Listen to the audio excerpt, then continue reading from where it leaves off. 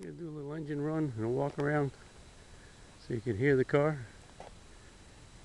Here's a startup. It's a small block Chevy, thermostatically controlled radiator fan, turbo 350 on the transmission, low car shifter, tilt wheel, got a electric fan on the transmission cooler. Car is a deep purple.